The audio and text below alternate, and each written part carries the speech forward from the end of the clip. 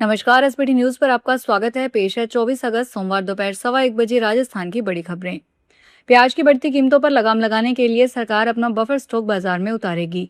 केंद्र सरकार आज से नासिक से दिल्ली, चेन्नई, कोची और गुवाहाटी के लिए कांदा एक्सप्रेस चलाएगी, क्योंकि इन जगहों पर कीमतें राष्ट्रीय औसत से ज्यादा है। प्याज की कीमतों को नियंत्रित करने के लिए सरकार के दखल पर अधिकारियों ने कहा कि इस जरूरी चीज को कम कीमत पर और सोच समझकर बेचा जाएगा, क्योंकि हो सकता है कि व्यापारी जानबूझकर कीमत बढ़ा रहे हो। उन्होंने कहा कि आने वाले महीनों में मांग पूरी करने के लिए सरकार और किसानों दोनों के पास पर्याप्त स्टॉक है। खाद्य मंत्रालय ने भी कहा कि चीनी का भी पर्याप्त स्टॉक मौजूद है। राजस्थान में आज से फिर मौसम का मिजाज बदलेगा। कई जिलों में मानसून की महर बरसेगी। मौसम विभाग ने 11 जिलों में बारिश का अलर्ट जारी किया है। 5 जिलों में ऑरेंज और 6 जिलों में येलो अलर्ट जारी किया गया है। अलवर, डीग, भरतपुर, कोहली और सवाई माधोपुर के लिए ऑरेंज अलर्ट जारी किया गया है। बता दें कि राजस्थान में मानसून का दौर धीमा पड़ गया है। पश्चिमी बंगाल की खाड़ी और आसपास के क्षेत्र के ऊपर कम दबाव का क्षेत्र बना है। साथ ही शुष्क दक्षिणी पश्चिमी हवाएं प्रभावी है। ऐसे में पश्चिमी राजस्थान में एक हफ्ते तक बारिश नहीं होगी। पूर्वी राजस्थान में 25 से 27 अगस्त तक बारिश हो सकती है। केरल की केजिया लिजमैमो ने मिस यूनिवर्स इंडिया 2026 का खिताब जीता है। उन्होंने अपनी खूबसूरती और इंटेलिजेंस से हर किसी को इम्प्रेस किया। उन्हें miss universe India 2025 Manika Vishwakarma ने क्राउन पहनाया। जयपुर के जी स्टूडियो में मिस यूनिवर्स इंडिया 2026 फिनाले का आयोजन हुआ। इसमें देश भर से 52 फाइनलिस्ट ने अपने टैलेंट, खूबसूरती और आत्मविश्वास का प्रदर्शन किया। केजिया अब इंटरनेशनल लेवल पर भारत का प्रतिनिधित्व करेगी। इस साल के अंत में प्यूर्टो रिको में होने वाली 75वीं मिस यूनिवर्स प्रतियोगिता में दुनिया के विभिन्न देशों की ब्यूटी क्वीन हिस्सा लेगी। निकाय चुनाव के आचार संहिता के बीच पाली के तख्तगढ़ में पुलिस ने एक स्कॉर्पियो से 1 करोड़ 2 लाख रुपए की नकदी बरामद की है। वाहन की तलाशी में घी के 5 बड़े बॉक्स मिले हैं। पुलिस के अनुसार वाहन में पति पत्नी सवार थे और उन्होंने रकम प्लॉट बेचकर ले जाने की बात कही है। देर रात तक चली कार्रवाई में पुलिस ने नकदी और घी के दस्तावेजों की जांच शुरू कर दी। प्राथमिक जानकारी के अनुसार स्कॉर्पियो में पति पत्नी सवार थे। दोनों के जालौर जिले के सियाना निवासी होने की बात सामने आई है। सुप्रीम कोर्ट ने एक अहम फैसले में स्पष्ट किया है कि राजस्व रिकॉर्ड में किसी संपत्ति के म्यूटेशन यानी दाखिल, खारिज या नामांतरण से मालिकाना हक न तो बनता है और न ही खत्म होता है। शीर्ष अदालत ने कहा कि किसी संपत्ति के टाइटल का फैसला केवल राजस्व रिकॉर्ड के आधार पर नहीं किया जा सकता, बल्कि इसे अन्य सबूतों के साथ परखा जाना चाहिए। पीठ ने कहा कि किसी अन्य व्यक्ति के पक्ष में राजस्व एंट्री होने मात्र से यह नहीं माना जा सकता कि अचल संपत्ति में अधिकार स्वेच्छा से छोड़ दिया गया है। जिस पक्ष को इसका लाभ लेना है उसे स्वतंत्र सबूतों के जरिए इसे साबित करना होगा। बूंदी जिले के हिंडोली थाना क्षेत्र में बेयाणा गांव नेशनल हाईवे पर एक बड़ा सड़क हादसा टल गया। यहां एक बस का टायर फटने से वह बेकाबू हो गई और उसने एक कार को टक्कर मार दी, जिससे कार पलट गई। स्थानीय लोगों ने बताया कि यह घटना बयाना गांव नेशनल हाईवे पर हुई। कार देवली से कोटा की ओर जा रही थी। इसी दौरान पीछे से आ रही एक बस का टायर फट गया। टक्कर इतनी भीषण थी कि कार डिवाइडर से टकराकर नेशनल हाईवे के दूसरे किनारे पर जा पलटी।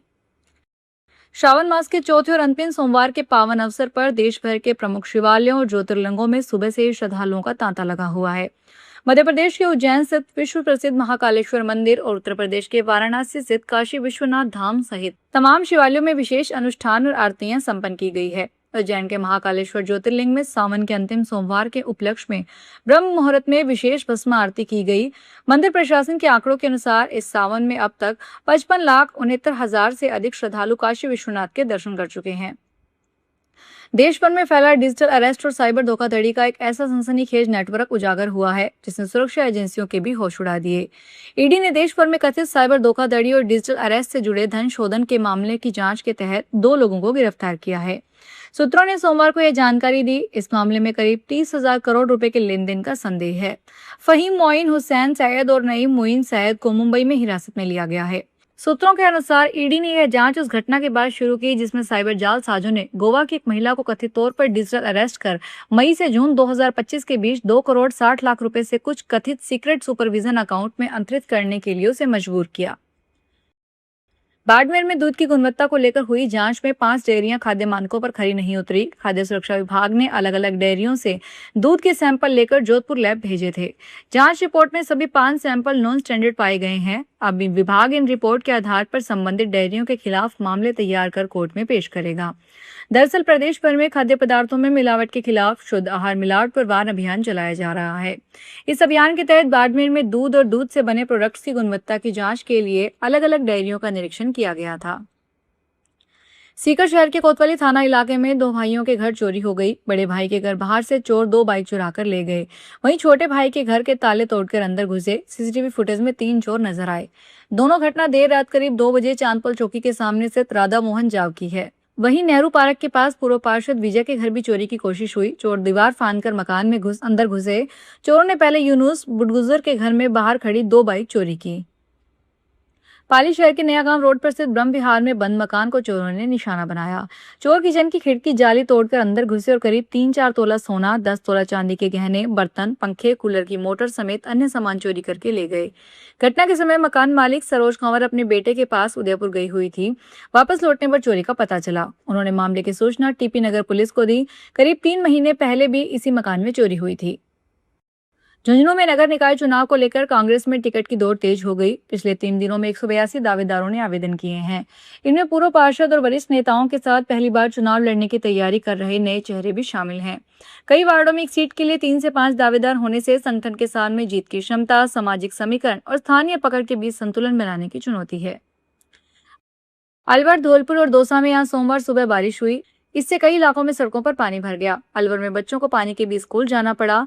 दौसा में आज सुबह महवा, मेहंदीपुर बालाजी और सिकराय क्षेत्र के गांवों में कहीं तेज तो कहीं मध्यम बारिश हुई। मेहंदीपुर बालाजी क्षेत्र में तेज बारिश के कारण सड़कों पर पानी बहने लगा। अलवर शहर से सटे तुलेड़ा गांव सहित आसपास के इलाकों में सुबह 6 बजे से रिमझिम बारिश हो रही थी। जिले के कई इलाकों में घने बादल छाए हुए थे। रक्षाबंधन पर्व पर यात्रियों की बढ़ती आवाजाही को देखते हुए कोटा मंडल से 3 जोड़ी स्पेशल ट्रेनों का संचालन किया जा रहा है। इसमें सोगरिया मथुरा सोगरिया अनारक्षित सोगलिया जबलपुर सोगरिया और कोटा हजरत निजामुद्दीन कोटा एक्सप्रेस स्पेशल शामिल है। 25 और 27 अगस्त को सोगरिया जबलपुर स्पेशल में एसी द्वितीय, एसी तृतीय और शयनयान श्रेणी में सीटें उपलब्ध है। वहीं कोटा हजरत निजामुद्दीन स्पेशल में 24 और 26 अगस्त को एसी द्वितीय, एसी तृतीय, शयनयान और एसी तृतीय इकोनॉमी में सीटें उपलब्ध है। रेलवे ने यात्रियों से समय रहते आरक्षण करवाने की अपील की है। उत्तर प्रदेश के कन्नौज जिले में बेसिक शिक्षा विभाग के अंतर्गत पढ़ने वाले जैन अल्फा के छात्रों द्वारा विभिन्न मांगों को लेकर अनोखा विरोध प्रदर्शन किया गया।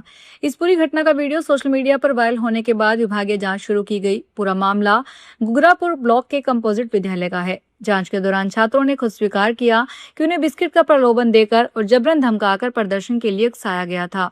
इस षड्यंत्र का खुलासा होने पर पुलिस ने अज्ञात अराजक तत्वों के खिलाफ FIR दर्ज की है। फिलहाल इस बुलेटिन में इतना ही। फिर हाजिर होंगे बड़ी खबरों के साथ।